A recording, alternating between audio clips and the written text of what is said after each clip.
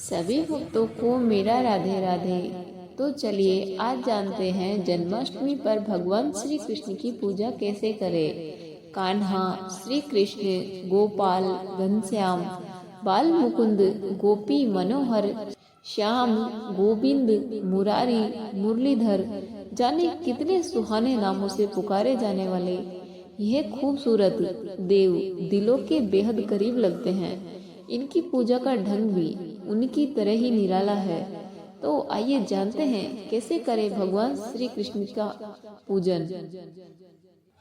सबसे पहले चौकी पर लाल कपड़ा बिछाए और पहले गणेश जी का पूजन करें।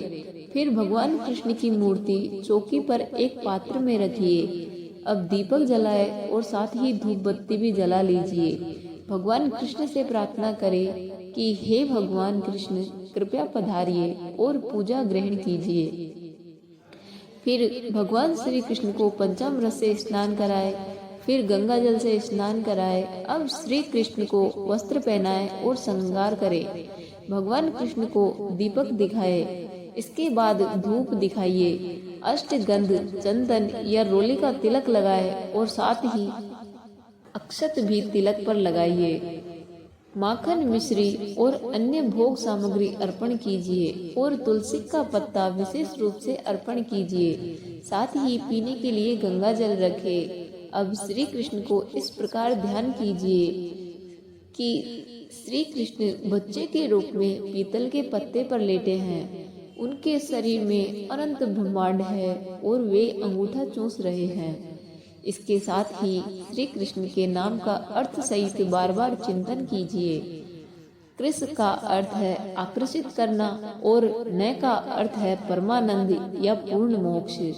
इस प्रकार कृष्ण का अर्थ है वह जो परम आनंद या पूर्ण मोक्ष की ओर आकर्षित करता है, वही कृष्ण है। मैं उन श्री कृष्ण को प्रणाम करती हूँ। वे मुझे अपने चरणों में अनन्य भक्ति प्रदान करें। फिर विसर्जन के लिए हाथ में फूल और चावल लेकर चौकी पर छोड़े और कहे, हे भगवान कृष्ण, पूजा में पधारने के लिए धन्यवाद। और यदि मेरी पूजा में कोई भी त्रुटि हुई हो तो मुझे क्षमा करें और मेरी पूजा और जप ग्रहण कीजिए और पुनः अपने दिव्य धाम को पधारिए। आज हम आपको बताएंगे कि इस दिन क्या उपाय करें कि चारों तरफ से धन, संपदा, समृद्धि और सफलता मिलने लगे। माखन मिश्री। जन्माष्टमी के दिन माखन और मिश्री का भोग लगाकर 1 साल के छोटे बच्चे को अपनी उंगली से चटाएं। चांदी की बांसुरी। इस दिन चांदी की बांसुरी लाकर कान्हा को चढ़ाए। बाद में पूजन संपन्न होने के बाद इसे अपने पर्स में हिफाजत से रख ले। झूला। इस दिन सुंदर सुसज्जित झूला लाकर उसमें कान्हा जी को अवश्य बिठाए। राखी। कान्हा जी और बलराम जी को राखी बांधे। तुलसी। कान्हा पूजन में तुलसी का प्रयोग जरूर करें। शंख। जन्माष्टमी पर भगवान कृष्ण को शंख में दूध डालकर अभिषेक करें। फल व अनाज। कृष्ण जन्माष्टमी के दिन धार्मिक स्थल पर जाकर फल और अनाज दान करें। गाय बछड़ा।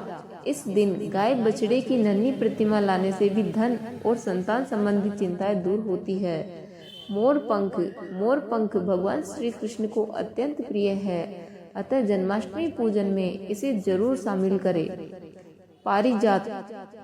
हर श्रृंगार। पारिजात यह शेफाली के फूल श्री कृष्ण को बहुत पसंद है।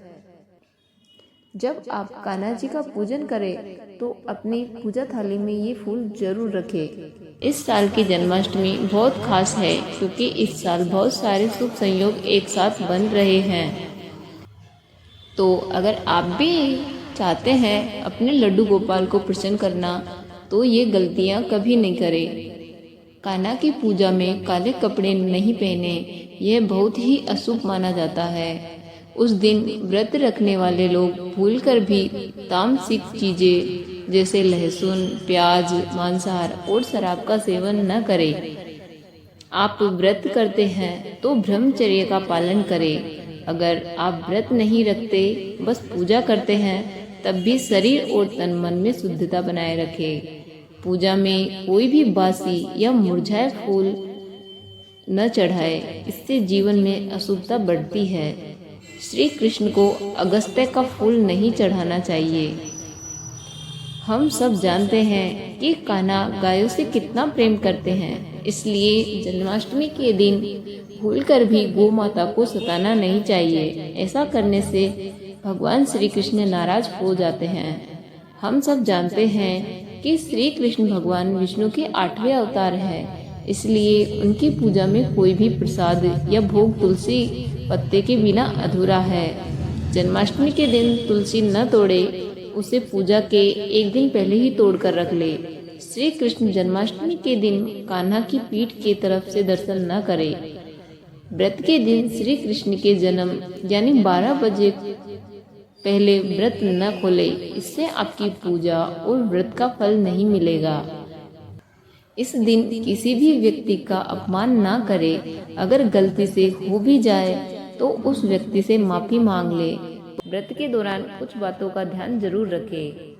जन्माष्टमी पर अगर आप व्रत रख रहे हैं तो सबसे पहले संकल्प ले कि पूरे दिन भगवान कृष्ण के नाम का जाप करें। ऐसा करने से मन शांत रहेगा और व्रत अच्छे से निकलेगा। व्रत शुरू होने से पहले ऐसा खाना खाएं जो आपकी पाचन क्रिया के लिए अच्छा हो। इसी के साथ व्रत के दिन फल या ताज़ा जूस पिए। जन्माष्टमी के दिन केवल सात्विक खाना खाएं। लहसुन, प्याज, मांस और शराब जैसी चीज़ों से बचें, क्योंकि इन्हें तामसिक माना जाता है। जन्माष्टमी व्रत में दूध और दही जरूरी है। व्रत के दौरान ताजे फलों के सेक, लस्सी, छाछ या दूध का मजा ले सकते हैं। व्रत खोलने के लिए फलाहारी खाना खा रहे हैं तो कुट्टू के आटे से बनी चीजें खाएं। जन्माष्टमी में इस आटे की रोटी या चीला बनाकर खाया जाता है।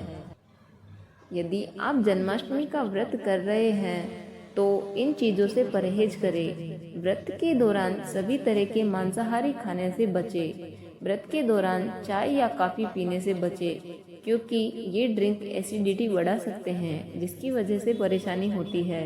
इसके बजाय नारियल पानी या ताज़ा जूस पी सकते हैं। तले हुए और ऑयली खाने से बचें, क्योंकि ये अनहेल्दी होते हैं और स्वास्थ्य के लिए हानिकारक भी हो सकते हैं। इसके बजाय आप फल, दूध और पौष्टिक लिक्विड चीज़ों को खाएं। जन्माष्टमी पर सुने भगवान श्री कृष्ण की यह जन्म कथा, जिससे आपके सभी पाप होंगे दूर और आपकी सभी मनोकामनाएं होंगी पूर्ण। भाद्रपद कृष्ण अष्टमी को श्री कृष्ण जन्माष्टमी कहते हैं, क्योंकि यह दिन भगवान श्री कृष्ण का जन्म दिवस माना जाता है। इसी तिथि की घनघोर अंधेरी रात को रोहिणी नक्षत्र में मथुरा के कारागार में वसुदेव की पत्नी देवकी के गर्भ से भगवान श्री कृष्ण ने जन्म लिया था। यह तिथि उसी शुभ घड़ी की याद दिलाती है और सारे देश में बड़ी धूमधाम से मनाई जाती है। द्वापर युग में भोजवंशी राजा उग्रसेन मथुरा में राज्य करता था। उसके दुष्ट पुत्र कंस ने उसे गद्दी से उतार दिया था और स्वयं मथुरा का राजा बन बैठा। कंस की एक बहन थी देवकी, जिसका विवाह वसुदेव नामक यदुवंशी सरदार से हुआ था। जब कंस अपनी बहन देवकी को विदा करने जा रहा था तो रास्ते में आकाशवाणी हुई, हे कंस, जिस देवकी को तू बड़े प्रेम से विदा कर रहा है उसी में तेरा काल बसता है। इसी के गर्भ से उत्पन्न 8वां बालक तेरा वध करेगा। यह सुनकर कंस वसुदेव को मारने के लिए तैयार हो जाता है। तब देवकी ने उससे विनय पूर्वक कहा, मेरे गर्भ से जो संतान होगी उसे मैं तुम्हारे सामने ला दूंगी, लेकिन अपने बहनों को मारने से क्या लाभ होगा। कंस ने देवकी की बात मान ली और मथुरा वापस चला आया। उसने वसुदेव और देवकी को कारागृह में डाल दिया। वसुदेव देवकी के एक एक करके 7 बच्चे हुए और 7 को जन्म लेते ही कंस ने मार डाला। अब 8वां बच्चा होने वाला था। कारागार में उन पर कड़े पहरे बिठा दिए गए। उसी समय नंद की पत्नी यशोदा को भी बच्चा होने वाला था। उन्होंने वसुदेव देवकी के दुखी जीवन को देख 8वें बच्चे की रक्षा का उपाय रचा। जिस समय वसुदेव देवकी को पुत्र पैदा हुआ, उसी समय संयोग से यशोदा के गर्भ से एक कन्या का जन्म हुआ, जो और कुछ नहीं सिर्फ माया थी। जिस कोठरी में देवकी वसुदेव कैद थे, उसमें अचानक प्रकाश हुआ और उनके सामने शंख, चक्र, गदा, पद्म धारण किए चतुर्भुज भगवान प्रकट हुए। दोनों भगवान के चरणों में गिर पड़े। तब भगवान ने उनसे कहा, अब मैं पुनः नवजात शिशु का रूप धारण कर लेता हूँ। तुम मुझे इसी समय अपने मित्र नंद जी के घर वृंदावन में भेज आओ और उनके यहाँ जो कन्या जन्मी है उसे लाकर कंस के हवाले कर दो। इस समय वातावरण अनुकूल नहीं है, फिर भी तुम चिंता न करो। जागते हुए पहरेदार सो जाएंगे, कारागृह के फाटक अपने आप खुल जाएंगे और उफनती अथाह यमुना तुमको पार जाने का मार्ग दे देगी।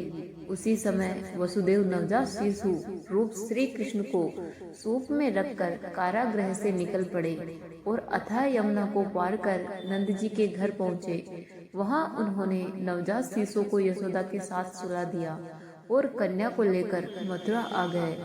कारागृह के फाटक पूर्वतः जैसे के तैसे बंद हो गए। अब कंस को सूचना मिली कि वसुदेव देवकी को बच्चा पैदा हो गया है। उसने बंदी गृह में जाकर देवकी के हाथ से नवजात कन्या को छीनकर पृथ्वी पर पटक देना चाहा, परंतु वह कन्या आकाश में उड़ गई और वहां से कहने लगी, अरे मूर्ख, मुझे मारने से क्या होगा? तुझे मारने वाला तो वृंदावन में जा पहुंचा है। वह जल्द ही तुझे तेरे पापों का दंड देगा। जन्माष्टमी के अवसर पर कृष्ण भक्त कान्हा को प्रसन्न करने के लिए पूजा पाठ और व्रत के साथ विशेष मंत्रों का जाप कर सकते हैं। इससे उनके सभी दुख दूर हो जाएंगे। हिंदू धर्म में कृष्ण जन्माष्टमी का बड़ा ही महत्व है। जन्माष्टमी के दिन मध्य रात्रि में कान्हा का जन्मोत्सव मनाया जाता है। कान्हा के भक्त बड़ी श्रद्धा से लड्डू गोपाल की पूजा अर्चना करते हैं और व्रत रखते हैं, जिससे कान्हा प्रसन्न होकर सुख समृद्धि और खुशहाली का आशीर्वाद देते हैं। ज्योतिष शास्त्र के अनुसार जन्माष्टमी के मौके पर कुछ चमत्कारी मंत्रों का जाप करके आप जीवन के सभी संकटों से छुटकारा पा सकते हैं। इन मंत्रों के जाप से कुछ ही दिनों में आप अपने जीवन में सकारात्मक बदलाव देख सकते हैं। तो चलिए जानते हैं इन मंत्रों के बारे में। कान्हा के बीज मंत्र।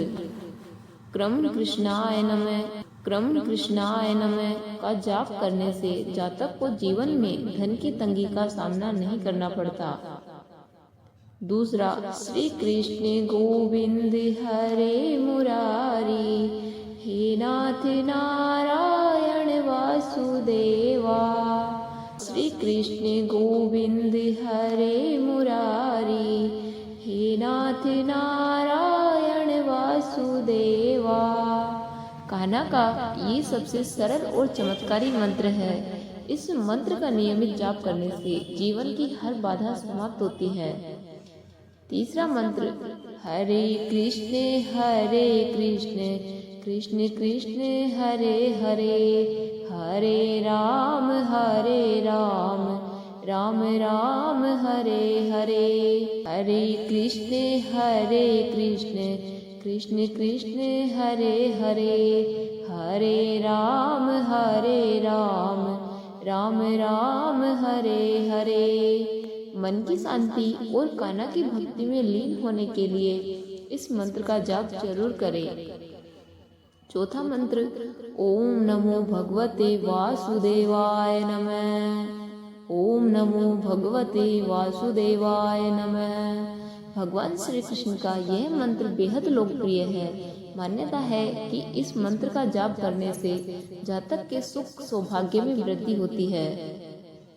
छठा मंत्र, ओम क्लीं कृष्णाय नमः। ओम क्लीं कृष्णाय नमः। कृष्ण जी की विशेष कृपा पाने के लिए आप जन्माष्टमी पर इस मंत्र का जाप कर सकते हैं।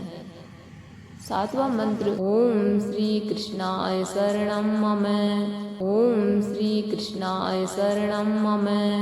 जीवन में सुख शांति और संकट की घड़ी से बाहर निकलने के लिए कान्हा की इन मंत्रों का जाप बेहद शुभ माना जाता है।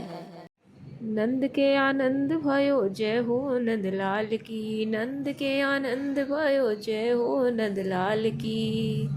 तो भक्तों, ये थी जन्माष्टमी व्रत की संपूर्ण जानकारी। यदि आपको पसंद आई हो तो वीडियो को लाइक करें और चैनल को सब्सक्राइब जरूर करें और ज़्यादा से ज़्यादा लोगों तक शेयर करें। राधे राधे।